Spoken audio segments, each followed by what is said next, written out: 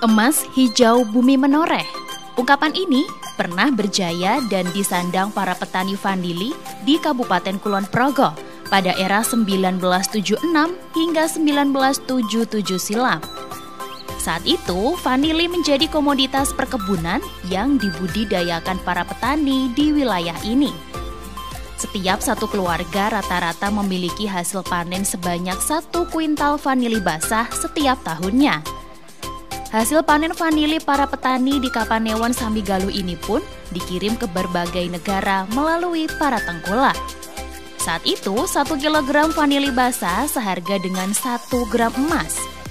Beberapa tahun setelahnya, kisah manis tentang melimpahnya emas hijau di perbukitan menoreh kian menghilang akibat serangan penyakit busuk batang akibat jamur atau parasit yang membuat tanaman mati. Nah, ingin mengulang kembali masa kejayaan itu, kini vanili mulai dibudidayakan di Padukuhan Sinogo, Pagerharjo, Samigaluh, Kulon Progo. Bukan tanpa alasan, saat ini vanili memiliki nilai ekonomi yang cukup menggiurkan. 1 kilogram vanili kering saat ini bisa dibanderol dengan harga 3 hingga 5 juta rupiah per kilogramnya. Meski terbilang masih baru, namun para petani mulai merasakan dampak ekonomi dari budidaya vanili. Kalau kita lihat dari hasilnya, ya lebih prospek. Sebenarnya lebih prospek. Semua prospek, tapi lebih prospek vanili. Karena kalau dari vanili sendiri itu dari nilai jualnya, misalnya per kilo itu kita lebih mahal, bisa sampai 400, ya berkisar dari 200 apa nih Pak? Saya membudidayakan vanili dengan cara alami seperti ini, yang ada di depan, yang ada di belakang kami, itu ditanam secara manual dengan pakai stek, 2 jenis tanaman, yang satu pakai stek, yang satu seluruh panjang 1 meter. Itu ternyata yang kita amati, yang 1 meter itu lebih cepat berbuah, yang dari polybag itu agak selang waktu untuk pembuahannya. Rata-rata 1,5 tahun, paling lama 2 tahun harus bisa menghasilkan vanili basah.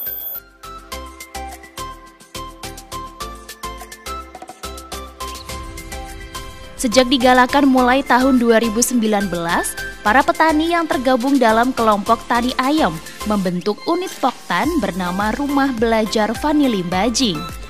Di daerah ini terdapat sekitar 18 anggota dengan total sekitar 3 ribuan batang pohon vanili yang ditanam di pekarangan masing-masing warga. Tak hanya membudidayakan, kelompok tani ini juga mulai melakukan pengolahan pasca panen. Hal ini dilakukan untuk meminimalisasi permainan harga yang biasa dilakukan para tengkulak yang berdampak pada minimnya hasil yang didapat petani vanili. Kini emas hijau dari petani Sinogo ini tak hanya dilirik konsumen dari luar daerah saja, namun sudah merambah pasar luar negeri seperti Jepang hingga Eropa. Potensinya sangat bagus karena vanili ini belum banyak yang menanam dan belum banyak yang mengolahnya sampai menjadi pasta. Nah, diharapkan kaula muda itu, petani milenial, lebih dibangkitkan lagi untuk budidaya khususnya untuk vanili. Karena dari buahnya, dari hasil pengolahannya sangat bagus pasarnya. Di permintaan masih tinggi ya? Permintaan masih tinggi untuk saat ini karena di luar negeri pun orang pakai pasta itu seperti pakai garam. Di Indonesia belum, hanya mau memulai saja. Paling tidak 1 pohon itu 0,5 kilogram. Jadi sekitar ya 150-an kilogram itu per tahun.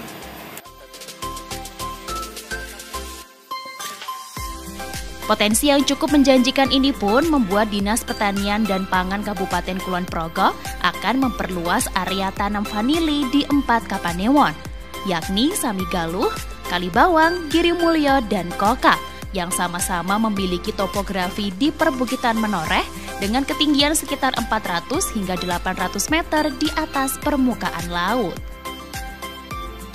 Jadi di kita sekarang existing ada tercatat 9 hektar dan produksinya juga bagus, dan kita menjadi salah satu produsen vanili terbesar di DIY. Jadi produsen vanili ini ada di 2 kabupaten di DIY, ini di Kulon Progo dan di Sleman. Kita ada 9 hektar tersebar di Kapanewon sepanjang perbukitan Menoreh, Samigaluh, kemudian Girimulyo, Kokap, dan Kalibawang sebagian. Dari ekonomi sangat luar biasa. Jadi vanili ini tadi saya sampaikan merupakan komoditas yang bernilai ekonomi tinggi. Basah saja bisa minimal 200 sampai 500 per kilo. Kemudian olahan, kalau sudah olahan ini bisa 2 juta sampai 5 juta per kilo. Saat ini Poktan Rube Vanili Mbajing tengah fokus pada upaya pengolahan pasta vanili yang memiliki nilai jual cukup tinggi, Rp88.000 per botol berukuran 80 gram.